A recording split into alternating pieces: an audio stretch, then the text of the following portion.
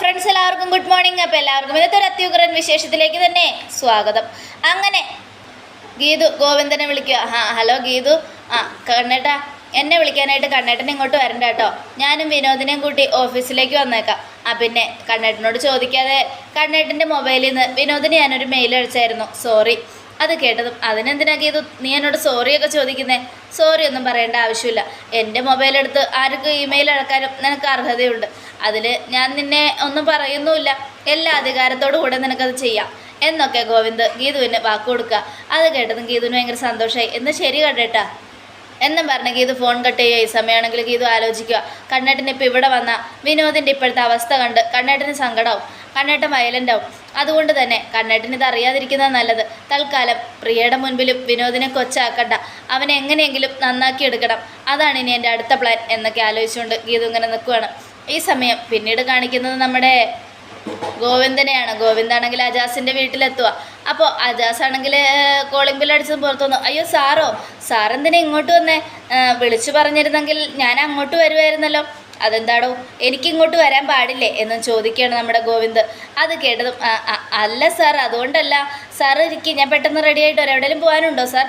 എവിടെയും പോകാനൊന്നുമല്ല, ഞാൻ അജാസിൻ്റെ വീടൊക്കെ ഒന്ന് കാണാൻ വേണ്ടി വന്നതാ എന്നും പറഞ്ഞുകൊണ്ട് ഗോവിന്ദ് അകത്തേക്ക് കയറി. അകത്ത് കയറിയതും സാർ എന്തെങ്കിലും ഉണ്ടെങ്കിൽ ഇവിടെ ഒന്ന് സംസാരിച്ചാൽ പോരെ? അതെന്താടോ ഈ വീട് എനിക്ക് കാണാൻ പാടില്ല എന്നുണ്ടോ? ഏയ് അങ്ങനെയൊന്നുമില്ല സാർ. പിന്നെ എന്താ മിണ്ടാതിരിക്കണോ അവിടെ? ഞാൻ ഒന്ന് കണ്ടെന്ന് കരുതി ഒന്നും സംഭവിക്കാൻ പോകുന്നില്ല എന്നൊക്കെ പറഞ്ഞുകൊണ്ട് നമ്മുടെ അജാസ് ആണെങ്കിൽ ഗോവിന്ദാണെങ്കിൽ എല്ലായിടത്തും കയറി ഇറങ്ങുക. അപ്പോൾ നല്ല വൃത്തിയുണ്ടല്ലോടോ, എനിക്ക് ഈ വീടൊക്കെ ഭയങ്കര ഇഷ്ടപ്പെട്ടു. ഒരു ബാച്ചിലർ റൂമാണെന്ന് പറയത്തേ ഇല്ല, അത്രയ്ക്ക് വൃത്തി. ഇവിടുത്തെ കാര്യങ്ങളൊക്കെ താനാണോ ചെയ്യുന്നത്? അതെ സാർ, ഞാനാ ചെയ്യുന്നത്.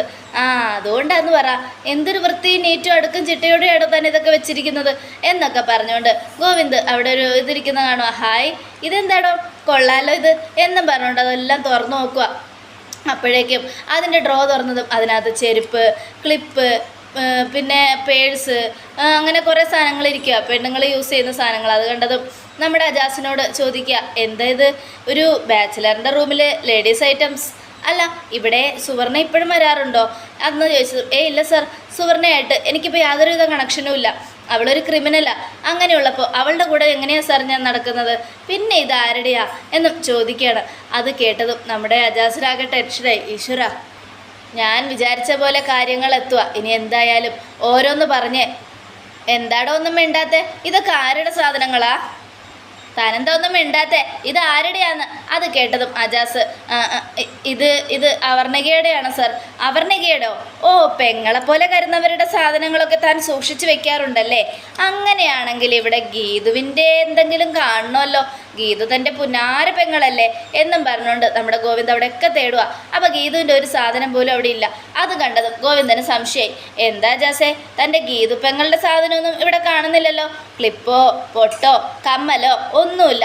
എന്നാൽ അവർണികയുടെ ചെരുപ്പും ക്ലിപ്പും കമ്മലും പേഴ്സും ഒക്കെയുണ്ട് എന്നും പറയുകയാണ്. കാര്യങ്ങളൊക്കെ ഞാൻ ആഗ്രഹിച്ച നിലയിലേക്ക് എത്തുകയാണ്. ഗോവിന്ദ് സാർ സംശയത്തോടെ തന്നെയാണ് എല്ലാം ചോദിക്കുന്നത്. എന്തായാലും കാര്യം പറഞ്ഞേ മതിയാകൂ. എന്തൊക്കെ സംഭവിച്ചാലും ഗോവിന്ദ് സാറിനെ അത് കാണിച്ചു കൊടുക്കണം എന്നൊക്കെ പറഞ്ഞുകൊണ്ട് നമ്മുടെ അജാസ് ഇങ്ങനെ ആലോചിച്ചുകൊണ്ട് നിൽക്കുക. എന്താടോ ഒന്നും മിണ്ടാത്തെ? പറയടോ, എവിടെ സാധനങ്ങളൊക്കെ എന്നും ചോദിക്കുകയാണ്. ഈ സമയമാണെങ്കിൽ അജാസ് അത് പിന്നെ സാർ ഞാനേ അതെ സാർ, ഇത് അവർണികയുടെ ക്ലിപ്പാണ്. അവളുടെ സുന്ദരമായ മുടിയിഴകളിൽ ഇരുന്ന ക്ലിപ്പ്. ഇത് അവർണികയുടെ കമ്മല, അവളുടെ സൗന്ദര്യമായ കാതിൽ കിടന്ന കമ്മൽ. അതുപോലെ ഇത് അവർണികയുടെ ചെരുപ്പാണ്. ഈ ചെരുപ്പ് അവൾ ഇട്ടുകൊണ്ട് നടന്നിരുന്നതാ. അവളുടെ ഐശ്വര്യമുള്ള ആ പാദങ്ങൾ ഈ ചെരുപ്പിൽ പെട്ടിട്ടുണ്ട്. അത് കേട്ടതും ഗോവിന്ദന് ഏതാണ്ട് കാര്യങ്ങളൊക്കെ പിടികിട്ടി. സാർ, അത് മാത്രമല്ല, അവളുടെ പേഴ്സും കൂടിയുണ്ട്. ഈ പേഴ്സിനകത്ത് സ്വന്തം കൈപ്പടയിൽ അവൾ എഴുതിയ അവളുടെ പേരും ഉണ്ട് പൈസയിൽ. നോക്കി എന്നും പറഞ്ഞ് ഓരോന്ന് കാണിക്കുക. അങ്ങനെ ഓരോന്നെടുത്ത് കാണിക്കുമ്പോഴും അജാസിൻ്റെ മുഖഭാവവും എല്ലാം അങ്ങോട്ട് മാറിയിരുന്നു. അതൊക്കെ ഗോവിന്ദ് ശ്രദ്ധിച്ചു. ഈ സമയം അജാസ് എങ്ങനെ മാറുന്നത് ഗോവിന്ദനൊരു സംശയമായി. അങ്ങനെ അജാസ് പറയുന്നതൊക്കെ ഗോവിന്ദ് നോക്കി നിൽക്കുകയാണ്. അത് മാത്രമല്ല, അവളോട് എനിക്ക് ഭ്രാന്താണ് സർ. അവളെ എനിക്ക് ഒരുപാട് ഇഷ്ടമാണ്. അവൾക്ക് വേണ്ടി ഞാൻ എന്തും ചെയ്യും, ഒരാളെപ്പോലും കൊല്ലും സർ എന്നും പറയുമ്പോൾ നമ്മുടെ ഗോവിന്ദ് അങ്ങനെ അവളെ സ്വന്തമാക്കാൻ ഞാൻ നിന്നെ അനുവദിക്കില്ലടാ എന്നും പറഞ്ഞുകൊണ്ട് അജാസിൻ്റെ കാരണത്തിട്ടൊരു ഒറ്റ അടി അതുകൊണ്ടതും അജാസ് ഇങ്ങനെ ഇതായിട്ട് നിൽക്കും, ആകെ സങ്കടപ്പെട്ട്. എന്ത് ചെയ്യണമെന്നറിയാതെ. എന്താടാ സൈക്കോ അല്ലേ നീ? അവർണികയുടെ പേരിൽ നീ സൈക്കോ ആയതല്ലേ? തല്ലടാ, തിരിച്ചു തല്ലേ. ഒരു സൈക്കോയ്ക്ക് ഒരാളെ തിരിച്ചു തല്ലാൻ തല്ല്. സൈക്കോക്ക് മേലും കീഴും ഒന്നും നോക്കണ്ട.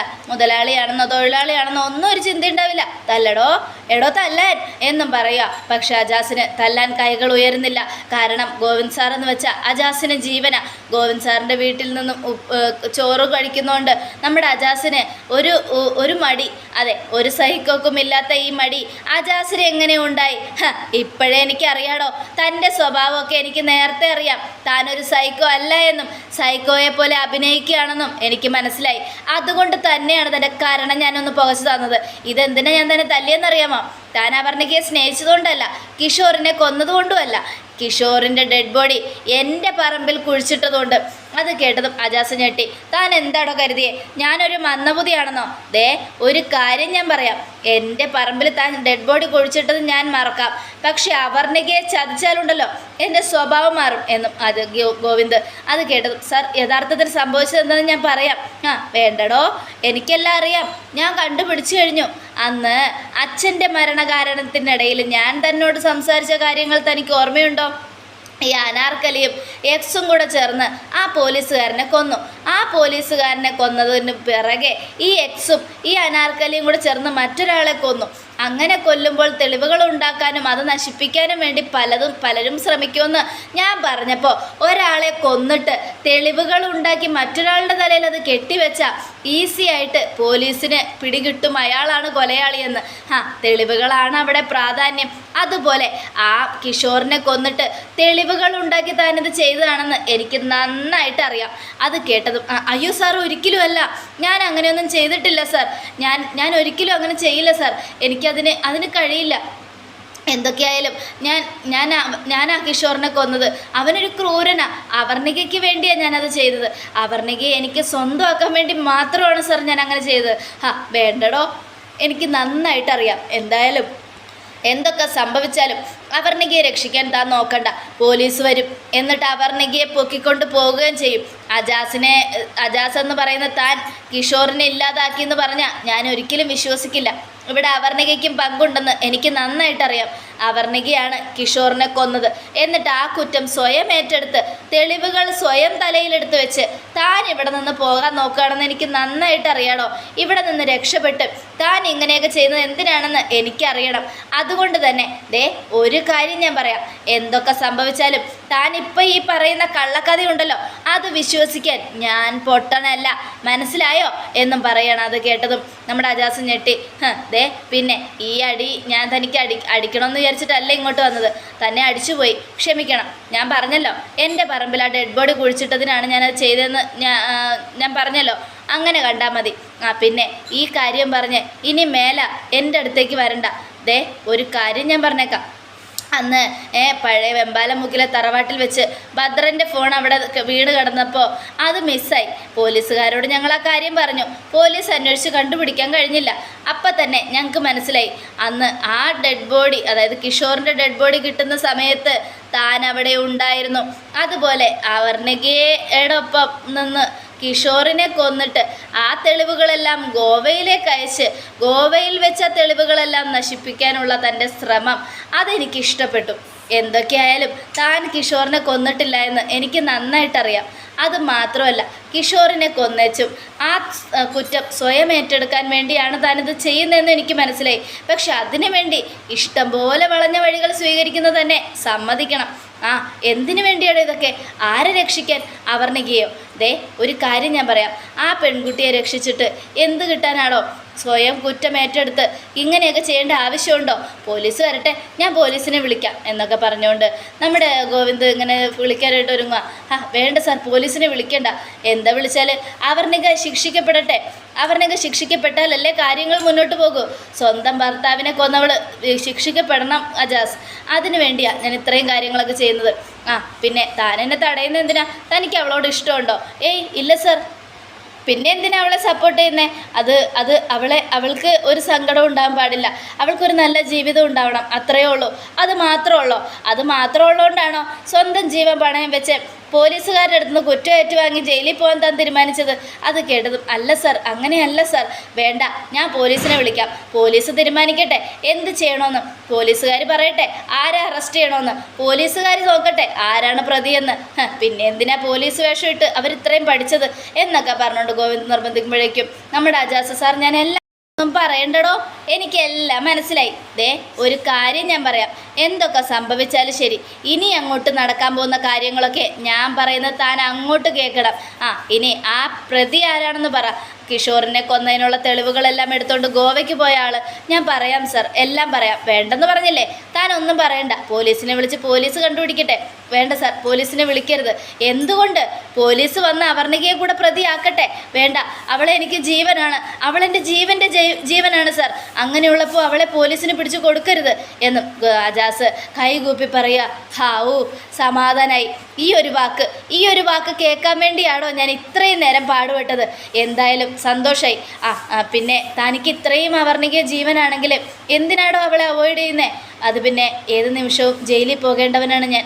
ആരുടെയെങ്കിലുമൊക്കെ കൊലയാളിയായിട്ട് ജയിലിൽ പോയി കിടക്കേണ്ട എന്നെ ഭർത്താവാക്കിയാൽ ആ പെൺകുട്ടിയുടെ ഭാവി വീണ്ടും നഷ്ടപ്പെടില്ലേ സർ? ആദ്യം കിഷോർ എന്ന് പറയുന്നവൻ അവളുടെ ജീവിതം നശിപ്പിച്ചു. രണ്ടാമത് ഞാനും കൂടെ ചെന്ന് അങ്ങനെ സംഭവിച്ചാൽ ആ കുട്ടിക്കത് താങ്ങാൻ പറ്റില്ല. അതുകൊണ്ട് കിഷോറിൻ്റെ മരണത്തിൽ ഏത് നിമിഷവും ഞാൻ അറസ്റ്റിലാകാം. അതുകൊണ്ടാണ് സാർ എനിക്ക് പേടി. അങ്ങനെ ഒരു കാര്യം ചെയ്താലും അവർണികയുടെ കാര്യത്തിൽ നല്ല സങ്കടമുണ്ട് സാർ. അത് കേട്ടതും എടോ, ഇതൊക്കെ മറന്ന് താനിപ്പോൾ കിഷോറിനെ കൊന്നതിൻ്റെ തെളിവുകൾ താൻ തന്നെ ഉണ്ടാക്കിയല്ലോ, അത് നേരെ തിരിച്ചിട്ടാലോ? എന്തൊക്കെയായാലും സുകുമാരക്കുറിപ്പിൻ്റെ അന്വേഷണം ഒരു വിധത്തിലും എത്തിപ്പെടുന്നില്ലല്ലോ. സുകുമാരക്കുറിപ്പിന് എന്താ സംഭവിച്ചതെന്ന് ഒരാൾക്കും ഒരു പിടിയും ഇല്ലല്ലോ എന്ന് ഒരു സിനിമയിൽ പറഞ്ഞതുപോലെ കിഷോറിന് എന്താ പറ്റിയെന്ന് ഒരു പിടിയും ഇല്ലല്ലോ എന്ന് പോലീസുകാരെ കൊണ്ട് പറയിപ്പിക്കാനുള്ള കഴിവൊക്കെ തനിക്കുണ്ടടോ. അതുകൊണ്ട് താനൊന്ന് ആസ്വദിക്ക്, ഒന്ന് പ്രണയിക്കടോ. അവർണികയെ പ്രണയിച്ച് സന്തോഷത്തോടെ ഇനി അങ്ങോട്ടുള്ള കാലം ജീവിക്ക്. പെട്ടെന്നൊന്നും എടുത്തോ പിടിച്ചോന്നൊന്നും കല്യാണം കഴിക്കാൻ ഞാൻ പറയുന്നില്ല.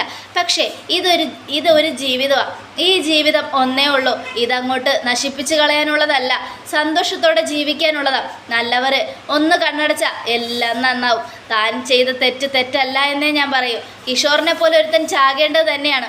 അവൻ ഒരിക്കലും ജീവിക്കേണ്ടവനല്ല. അവൻ മരിച്ചു. ഇനി അവൻ്റെ കാര്യങ്ങൾ മനസ്സിലിട്ടുകൊണ്ട് നടക്കാതെ അവർണികയെ വിഷമിപ്പിക്കാതെ ഉറപ്പായിട്ടും നിങ്ങൾ രണ്ടുപേരൊന്നും ഒന്നിക്കടോ. എന്നിട്ട് രണ്ടുപേര് സ്നേഹിച്ച് സന്തോഷത്തോടെ ഒന്ന് അടിച്ചു പൊളിക്ക്. ആ പെൺകുട്ടിയെ ഇനിയും വിഷമിപ്പിക്കരുത്. അവൾ ഒരുപാട് വിഷമത്തിലാണ്. അല്ലെങ്കിൽ തന്നെ കിഷോർ എന്ന് പറയുന്നവൻ അവളുടെ ജീവിതം തകർത്തതാ. ആ ഒരു കാര്യത്തിൽ ഇനി താനും കൂടെ അവളുടെ വിഷമം കണ്ടില്ല എന്ന് നടിക്കരുത്. അവളെപ്പോലെ ഒരു പാവം പെൺകുട്ടി ഈ ലോകത്തില്ല.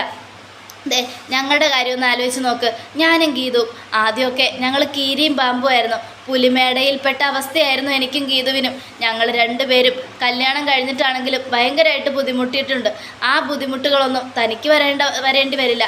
പിന്നീട് ഈ നാട്ടിലെ അല്ല ഈ കേരളത്തിലെ ഏറ്റവും നല്ല ജോഡികളായിട്ട് ഞങ്ങളെയാണ് തിരഞ്ഞെടുത്തത്.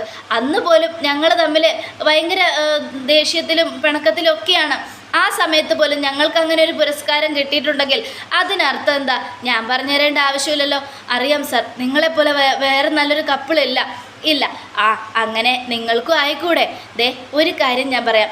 അവർണികയെ തനിക്ക് ജീവനാണെങ്കിൽ, അവർണികയെ തനിക്ക് അത്രയ്ക്ക് ഇഷ്ടമാണെങ്കിൽ താൻ ഒന്ന് മാത്രം ചിന്തിക്കണം. അവർണികയെ സ്വന്തമാക്കുക. അതിന് ഈ കേസ് വഴിതിരിച്ച് വിടണോ? ഈ കേസിൽ ഒരു തെളിവും കിട്ടാതെ പോലീസുകാർ ഈ കേസ് അങ്ങ് ക്ലോസ് ചെയ്യട്ടെ. അതായിരിക്കും ഇവിടെ ചെയ്യേണ്ടത്. എന്തായാലും ഞാനൊരു കാര്യം പറയാം. അവർണികയും താനുമാണ് ഒന്നിക്കേണ്ടത്. അവർണിക എന്ന് പറയുന്ന ആ കുട്ടിയുടെ മനസ്സിൽ തന്നോടുള്ള സ്നേഹം ഒരുപാടുണ്ടെങ്കിൽ അവളെ അവോയ്ഡ് ചെയ്യല്ല, ചേർത്ത് നിർത്തുക വേണ്ടത്. ഇനി അങ്ങോട്ടുള്ള ജീവിതം അങ്ങ് അടിച്ചു പൊളിക്കടോ എന്നും പറഞ്ഞുകൊണ്ട് നമ്മുടെ ഗോവിന്ദ് അങ്ങ് പോവുക. ഗോവിന്ദ് പോയി കഴിഞ്ഞതും അജാസ് ആലോചിക്കുകയാണ്. ഈശ്വര, ഞാൻ ചെയ്തതൊക്കെ അജാസ് അവർണികയെക്കുറിച്ച് ആലോചിക്കുകയാണ്. ഈശ്വര, ഗോവിന്ദ് സാർ എല്ലാം കണ്ടുപിടിച്ചു. ഞാൻ ആഗ്രഹിച്ചതുപോലെ തെളിവുകൾ എന്നിലേക്ക് എത്തിയിട്ടും ഗോവിന്ദ് സാർ എന്താ ഇങ്ങനെ എന്നെ രക്ഷിക്കാൻ നോക്കുന്നത്? അവർണികയ്ക്ക് വേണ്ടിയാണോ? ഇല്ലെങ്കിൽ എന്നെയും ഗോവിന്ദ് സാറിന് ജീവനാണോ? അതെ, അവരുടെ വീട്ടിൽ ഉപ്പും ചോറും തിന്ന് വളർന്ന ആളാണ് ഞാൻ. ആ ഗോവിന്ദ് സാറാണ് എന്നെ ഈ നിലയിൽ നല്ലൊരു മനുഷ്യനാക്കി മാറ്റിയത്. ഒപ്പം ഗീതുവും എൻ്റെ പെങ്ങളും എൻ്റെ ഗോവിന്ദ് സാറും കൂടെ ചേർന്ന് എന്നെ ഇത്രയും നല്ലൊരു മനുഷ്യനാക്കി മാറ്റി. അതുകൊണ്ട് തന്നെ എന്തൊക്കെ സംഭവിച്ചാലും എനിക്ക് ഒരേ ഒരു സന്തോഷമേ ഉള്ളൂ. എനിക്ക് എൻ്റെ ഗോവിന്ദ് സാറിൻ്റെ വാക്കുകൾ കേട്ടേ പറ്റൂ, അവരോടൊപ്പം നിന്നേ പറ്റൂ. അതിനുവേണ്ടി ഏതറ്റം വരെ പോകേണ്ടി വന്നാലും ഞാൻ പോകും. ഗോവിന്ദ് സാറ് പറഞ്ഞ പോലെ ഒന്ന് പ്രണയിക്കാം അപർണയ്ക്ക് എന്നും ആലോചിച്ചുകൊണ്ട് അജാസ് ഇങ്ങനെ നിൽക്കുവാണ്. അതെ, ഈ കാര്യങ്ങൾ എവിടം വരെ പോകും? ഭദ്രൻ്റെ മൊബൈൽ തിരിച്ചു കൊടുത്ത് കേസിൻ്റെ തെളിവുകളെല്ലാം വഴിത്തിരിവാക്കി നശിപ്പിച്ച് അവസാനം അജാസിനെയും അപർണയെയും ഒന്നിപ്പിക്കാനുള്ള ഗോവിന്ദൻ്റെ ലക്ഷ്യം നടക്കുമെന്ന് തീർച്ചയായിട്ടും കാത്തിരുന്ന് തന്നെ കാണാം. എല്ലാവർക്കും ഒരിക്കൽ കൂടെ നല്ലൊരു ശുഭദിനം തന്നെ ആയിക്കോട്ടെ. Thank you front.